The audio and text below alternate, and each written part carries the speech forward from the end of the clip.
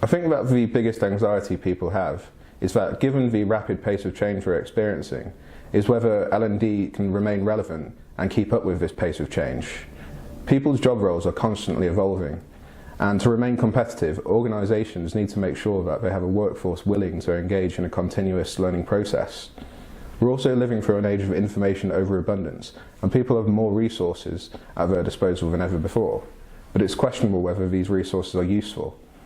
So I think L&D's role is more relevant than ever, and the people who are most scared of this change are those who are trying to solve new problems with old methods and solutions, whereas those who want to try new things, push things forward and innovate see the change for what it is, and that's an opportunity. There's an opportunity for L&D to be seen not as a support function, but a profit-making part of a business. To do this, L&D needs to focus on delivering quantifiable results that show long-lasting behaviour change.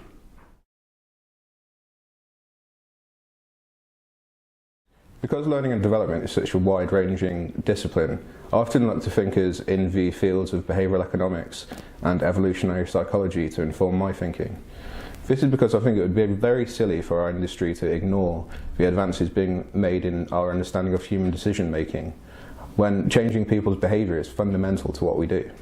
Because learning and development is such a wide-ranging discipline, I often look to thinkers in the fields of behavioural economics and evolutionary psychology to inform my thinking. This is because I think it would be very silly for people to ignore the advances being made in our understanding of human decision-making, when changing people's behaviour is fundamental to what we do. In particular, Kay Anders Eriksson's work on deliberate practice and expert performance has really impacted the way I look at designing effective learning solutions. And in the world of tech, I often look to Benedict Evans, who's a rational and sane voice on new and emerging technologies. And I think people in L&D would have a lot to learn from Tim Urban's ability to take complex concepts and ideas and make them effortlessly engaging.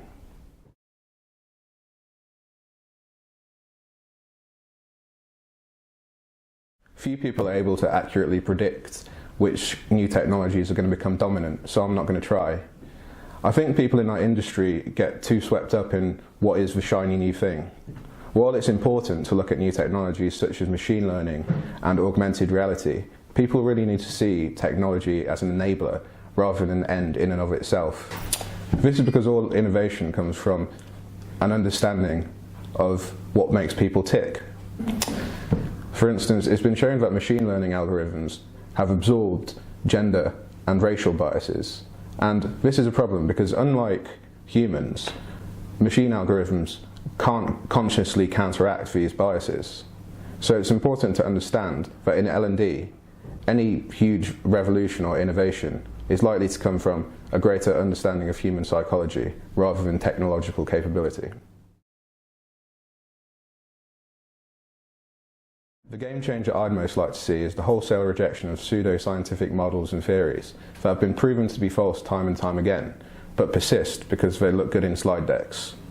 Instead, I'd like to see an approach that focuses on human-centered design techniques backed up by true scientific evidence. This is what will deliver truly effective e-learning and lasting behavioural change.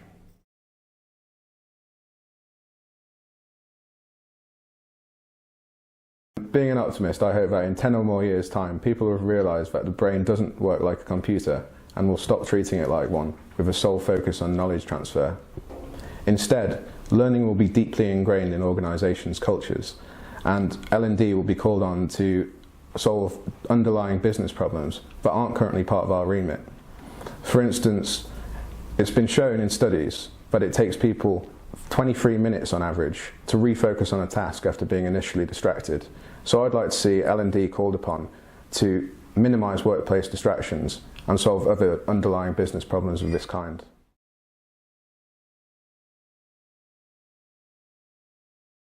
It wasn't actually that long ago I was 21, but when I consider all I've learned and experienced during my time at Saffron, it does feel like a long time.